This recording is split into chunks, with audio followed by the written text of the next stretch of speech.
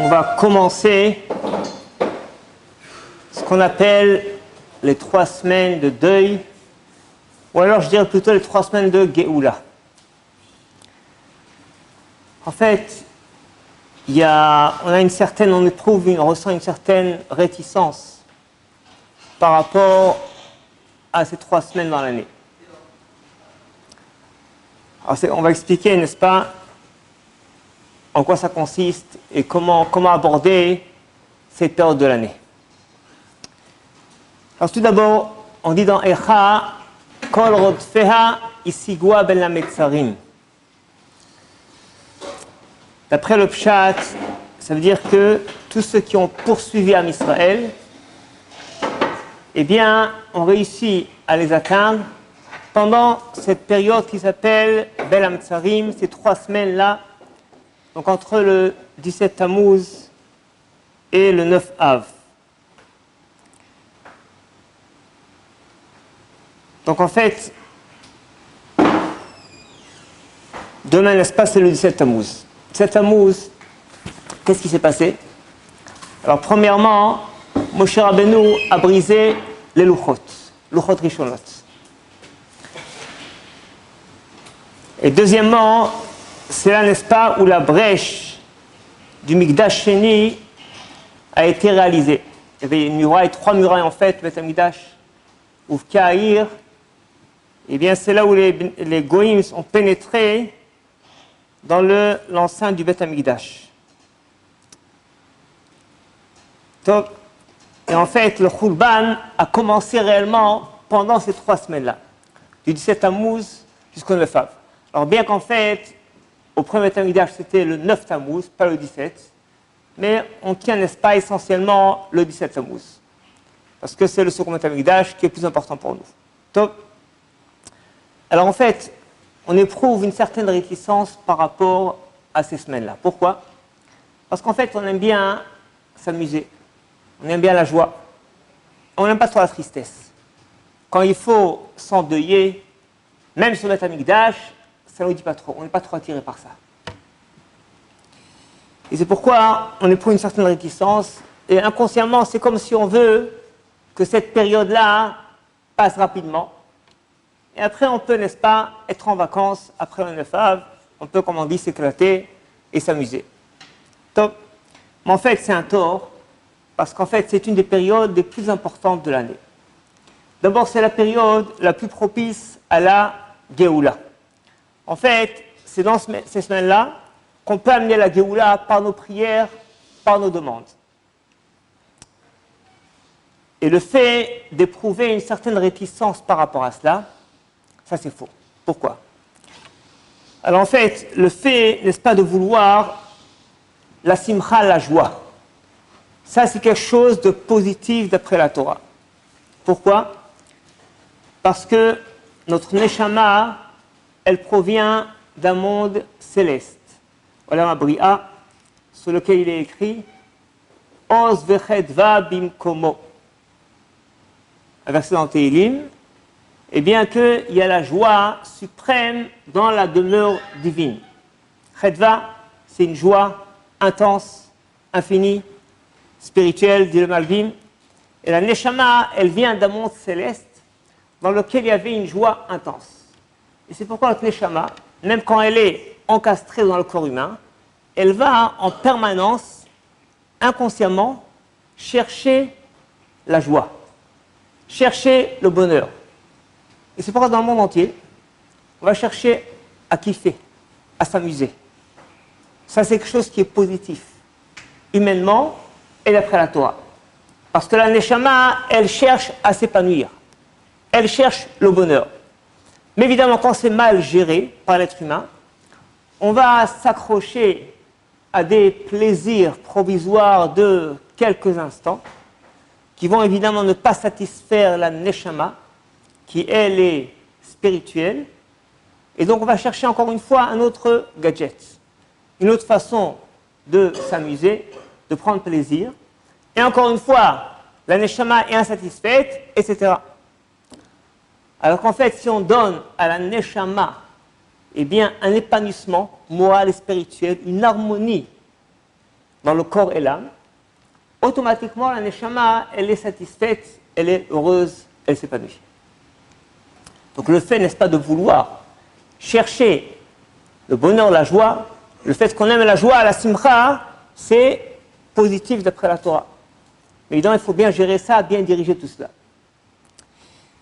Alors en fait, le fait de considérer que si on va s'endeuiller sur le Beth Amikdash, si on va pleurer sur le Khurban, ça nous attrister, c'est une erreur. En fait, c'est exactement le contraire. C'est écrit Mesos Kol Haaretz. On dit que le Beth Amikdash, eh bien, c'était le centre de la joie universelle, mondiale. Mesos Kol Haaretz. Ça veut dire que la plus grande joie qu'il y avait à l'époque, c'était le Beth Amikdash. Comme on dit Chachamim, Osatsuka, Dafnunhe, Mishelora sera Beth Asheva, Lora Simcha Miyamab. Celui qui n'a pas, eh bien, constaté, contemplé la joie qu'il y avait au Beth Amikdash pendant Sukkot, Beth Asheva, il n'a jamais vu une joie réelle, véridique de sa vie. C'était la plus grande joie qu'il y avait. À part ça, la notion de joie dans l'esprit humain et dans le monde, elle passait directement par le Beth Amikdash et était déversée sur Yerushalayim, Eretz Israël et le monde entier. C'est pourquoi de nos jours, on a moins de simcha que dans le temps, Khatan et Kalaf, c'est Shablachot, pas une semaine comme de nos jours, mais 30 jours, un mois entier. Et même pendant une année, chaque fois qu'on faisait un repas des vôtres Khatan et Kalaf, on faisait encore, n'est-ce pas, Shablachot. Alors ceux qui sont fiancés maintenant, si ma chère vient bientôt, mais vous aurez, n'est-ce pas, 30 jours de Shablachot. Top. Et de nos jours, dit Maran, eh bien, Areva Kol Simcha, on a perdu la vraie joie, et c'est pourquoi, eh bien, tout est diminué. Mais en fait, celui qui va, eh bien, demander Beth Amikdash, celui qui va se raccrocher à cela, automatiquement, il est en connexion directe avec le centre de Simcha du monde entier. Mesos Kol Haaretz. Et c'est pourquoi ça amène Dafka de la Simcha. Rabbi Nachman disait, Simcha Rachetevot, Shulchan Aruch, Mikveh, Chatzot, Ilbodedut. Donc, Chatzot, n'est-ce pas, Tikkun Chatzot, c'est là où on s'endeuille pour Beth Amikdash, ça amène la joie. Simcha, c'est un des éléments de la Simcha. Donc, on peut constater, si on va s'endeuiller Beth Amikdash, par Tikkun Chatzot, ou alors, eh bien, par le fait, n'est-ce pas, de demander, le fait vraiment de s'endeuiller, même Tisha B'Av, ça amène à l'être humain une simcha, une joie extraordinaire. C'est pas qu'une sgoula, mais c'est une réalité parce que tu te mets en relation au Beth Amikdash, qui était le centre mondial de la joie. Donc en fait, c'est un tort de considérer que ça va nous attrister, au contraire. La vraie joie, elle vient du Beth Amikdash. Et la période la meilleure pour cela, c'est pendant ces 3 semaines. Alors on a dit, Kol Rodfeha Isigua Ben Amitzarim. Ça veut dire après le Pshat, eh bien, que tous ceux qui poursuivent Am Israël, Rodfeha, ceux qui poursuivaient Ha, c'est Am Israël, Knesset Israël, Isigua, ils l'ont attrapé pendant ces 3 semaines-là. Mais il y a un drash qui dit, Kol Rodef Ka. Celui qui poursuit Hachem, Isigua, il pourra l'attraper, il pourra arriver à lui, pendant Ben Amitzarim. C'est une période où on peut être très proche d'Hachem. Il y a un machal connu, un Melech Bassadeh. C'est que le roi, quand il est dans le palais royal, c'est très difficile d'avoir un rendez-vous. Il faut passer par les ministres, ça prend du temps, ça prend des mois, et tu es reçu pour quelques instants. Mais quand le roi est en voyage, eh bien, et tu l'as attrapé par hasard dans la forêt quand il est en train de camper, c'est facile, eh bien, d'avoir un entretien. Au contraire, il est content parce qu'il est seul avec quelques personnes qui l'accompagnent. Il est content qu'on tient compte de lui en tant que roi. Il est prêt à investir beaucoup de temps pour toi. Par aussi, eh bien, quand la Shrina est en exil, pendant ces 3 semaines-là, c'est là l'expression réelle, profonde de l'exil d'Am Israël, Beth Amikdash détruit, c'est plus facile de se rapprocher d'Hachem. D'ailleurs, on a, pendant ces 3 semaines-là, on a 22 jours. Si on compte du 7 Tammuz au 9 Av inclus, 22 jours Dans chaque jour, on a 24 heures. 22 fois 24, ça nous fait 528. Il y a 528 heures dans ces 3 semaines-là. C'est la gematria de Mafteach. Mafteach, c'est 528 en gematria, parce que c'est Mafteach à Géoula. La clé de la Géoula, la clé de la réussite dans tous les domaines, elle dépend en fait de chaque heure de ces 528 heures des 3 semaines-là en question. Parce qu'en fait, c'est là, n'est-ce pas, où on peut amener la Géoula à Israël. À part ça, bien comprendre que il y a ce qu'on appelle Pnimiut et Chitzoniut. Il y a la façade extérieure et il y a le côté intérieur. Alors, on a annoncé Shabbat dernier, et bien que cette semaine, on aura le jeûne de Tammuz, et on a ramené le verset que Tzom HaRevi'i, Yeh v'Tzom HaSir, etc., Yeh, le Bet Israël, les Chagim ou Maadim, ça veut dire qu'en fait, ça sera une fête. Le 17 Tammuz, ainsi que tous les jours de jeûne, vont être une grande fête dans Israël. En fait, ça veut dire quoi? À la fin des temps, ce sera une fête, mais plus que ça. Parce qu'à la base, c'était une fête. C'était, comme on l'a dit, le jour pendant lequel, eh bien, Hachem avait donné les Luchot Rishonot à Moshe Rabbeinu. Moshe Rabbeinu les prend, n'est-ce pas? On n'a pas mérité, elles sont brisées. Mais en fait, c'était un grand jour, parce que ce jour-là, eh bien, on méritait a priori de recevoir Luchot Rishonot. Alors, un rappel, Luchot Rishonot, elles ont été non seulement écrites par Hachem, mais même façonnées, même la pierre a été façonnée par la main d'Hachem. Donc en fait, même la pierre, elle était d'une dimension spirituelle grandiose. Ça veut dire, qu'est-ce que ça veut dire?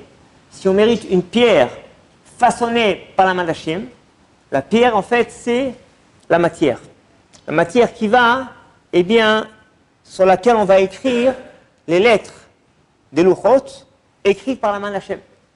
Si même la pierre, elle est divine, c'est parce que, Bnei Israël, nous-mêmes, on avait, n'est-ce pas, un niveau, une dimension divine, même par rapport à notre corps. La Neshama est dans le corps, la Neshama est spirituelle, le corps matériel. On mérite les Luchot Rishonot, qui sont façonnés par la main d'Hachem, parce qu'on était à un niveau où notre corps aussi, qui a priori est matériel, mais lui aussi avait une dimension spirituelle. C'était, n'est-ce pas, le niveau de Bnei Israël entre Matan Torah jusqu'à la faute du veau d'or. Et donc, passe à un niveau grandiose, particulier. Et c'est pourquoi c'était un jour particulier qui devait être une fête et qui sera une fête. D'ailleurs, Aaron leur a dit Chag Lashem Machar.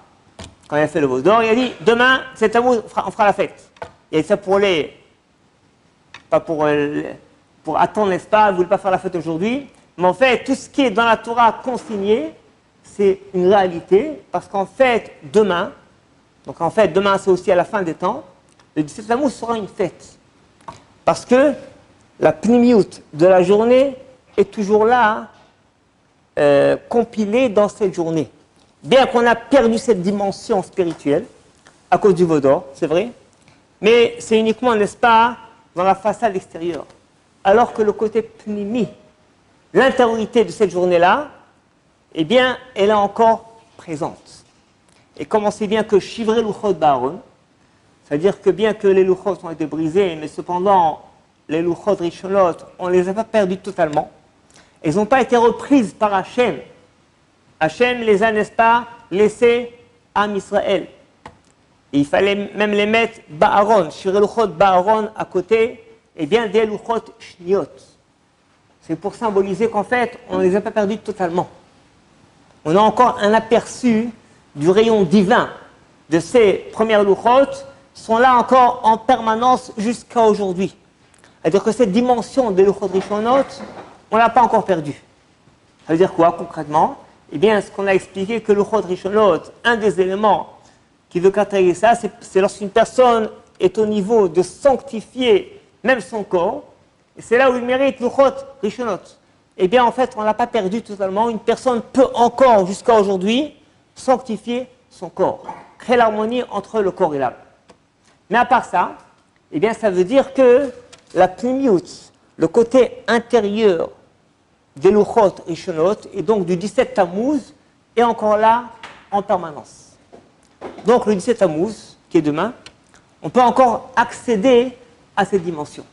Chag Hashem Machar, bien que cette fête sera fêtée concrètement qu'à la fin des temps, après le Mashiach, mais en fait, la plénitude de la fête est là déjà dès maintenant.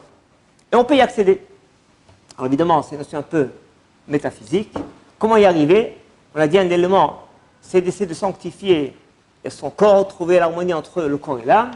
Mais à part ça, le fait, n'est-ce pas, de savoir qu'en fait, c'est une journée qui n'est pas ordinaire. Comme cette période-là, ces 3 semaines, c'est une des périodes les plus importantes de l'année. Parce que c'est la période par excellence qui peut amener la Géoula plus que l'année entière. Ça commence 17 Tammuz, ça se termine le 9 Av. Donc c'est une journée, n'est-ce pas, qui est particulière par rapport au déclenchement de la Géoula. Et en fait, Rabbi Yaakov Emdin écrit dans son livre Siddur Bet Yaakov, il écrit que, en effet, on ne se rend pas compte, mais c'est bien dommage que, en fait, on oublie. Beth Amikdash, on l'oublie. La Géoula le Mashiach, on dit l'an prochain à Jérusalem. On le dit, on le chante, Anima Amin, mais réellement, profondément, ce n'est pas notre première priorité. Alors que David Melech dit, Imlo Alet Yerushalem al Rosh Simchati. Ça doit être la première de notre Simcha, la première priorité. En fait, c'est aussi symbolisant ce verset-là, le Rosh Simchati, eh bien, le début de la Simcha vient du Beth Amikdash. Et Rabbi Yaakov Emdin rajoute qu'en fait, la plupart des exils qu'on a subis, la plupart des tsarot, des malheurs, des catastrophes, et ici, n'est-ce pas, l'Inquisition, etc., qui sont arrivés en Israël, c'est précisément parce qu'on ne s'endeuille pas assez ou pas du tout sur Beth Amikdash. Parce qu'en fait, n'est-ce pas, on oublie ça. Tu sais, il y a dans Baba Batra, Perek Hamishi, ce qu'on appelle Agata de Rabba bar Chana. Il y a plusieurs Gmarot qui sont des Agatot, donc comme des histoires, qui sont ramenées par Rabba bar Chana. Et c'est des Gmarot un peu durs à comprendre, parce qu'en fait, il faut les prendre au sens figuré. Comme dit le Rav Wolbe, c'est dans les Gmarot, tout ce qui est Pshat Halacha, Hachaim ont essayé de dévoiler autant que possible. Mais le côté Agatha, le côté de l'histoire de la Gemara, ils ont essayé de cacher autant que possible. Donc il y a des choses qui paraissent un peu bizarres, il faut le prendre, pas au sens propre, au sens figuré. Et là-bas, il dit à Bachana, une des Agathot, eh bien qu'une fois, ils ont pris, n'est-ce pas, ils ont pris une barque, lui et ses camarades, ils ont pris une barque, et ils ont pris le large. Quand ils sont allés dans la mer, et après ils ont aperçu un îlot sympathique, et ils se sont installés, cet îlot. Ils ont déballé les affaires, et ils ont commencé à faire ce qu'on appelle un mangal, un méchoui. Et puis, en train de préparer, il y a une braise ardente qui est tombée par terre. Et là, la terre a commencé à trembler, et elle s'est retournée, nous a renversés dans la mer. Parce que cet îlot, ce n'était pas un îlot, c'était une baleine endormie. Voilà. Ça laisse passer le machal de Rabbi bar Chana. Alors ça veut dire quoi? Dit le Maharal, on a pris le large, on est parti en exil. L'exil. Beth Amikdash détruit, eh bien on va s'exiler. On s'installe, on voit un îlot sympathique, la France, l'Angleterre, les États-Unis, on s'installe, c'est sympa. On déballe, on fait un mangal, eh bien c'est symbole de tout ce qui est matériel, matérialité. On va commencer à kiffer, à s'amuser. Et on oublie le Beth Amikdash. Et là, la terre, elle tremble. Elle tremble et nous renverse. Ça symbolise, dit-il, l'antisémitisme. C'est là que les Goïms, ils se retournent contre nous pour nous rappeler, tu es là en exil. Tu es là par hasard. Tu ne peux pas t'installer. Même si tu es installé ici, c'est provisoire. Tu ne dois pas, dans ton esprit, dans ton cœur, oublier Beth Amikdash, la Géoula et Mashiach. Il faut en parler en permanence, il faut y penser en permanence. Et on voit que Haramim, eh bien, on prévu tout à l'avance. Nous, on ne se rend pas compte, malheureusement. Mais vous voyez, dans la tfila du matin au soir, on cite la Géoula, Beth Amikdash et Mashiach plus d'une centaine de fois. Donc 100 fois par jour, on demande ça. Beth Amikdash, Géoula et Mashiach. En fait, réellement, on y pense une fois par jour, 2 fois, 5 fois. C'est déjà bien. Si on y pense tous les jours, au moins une fois, et on le demande réellement du fond du cœur, c'est déjà bien. Alors qu'en fait, nos sages t'ont demandé toute l'année d'y penser 100 fois par jour et plus. Dans Vosner, Zatzal, lorsqu'il a fait un espède sur Rabbi Refel Balour Toledano Zatzal, il va raconter que le soir, en rentrant à la maison, après son étude, il passait à côté de l'appartement de Rabbi Balour Toledano. Il entendait faire Tikkun Chatzot en pleurant. Tous les soirs. Hein. Il pleurait tous les soirs, bien plus que nous on pleure à Tisha B'Av. Donc ça, ce n'est pas les niveaux des grands sadikim.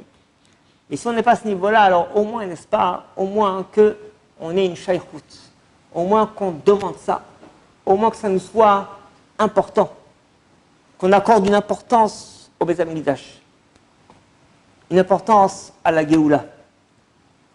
Parce qu'en fait, la période la plus importante de l'année, c'est précisément pendant ces 3 semaines-là.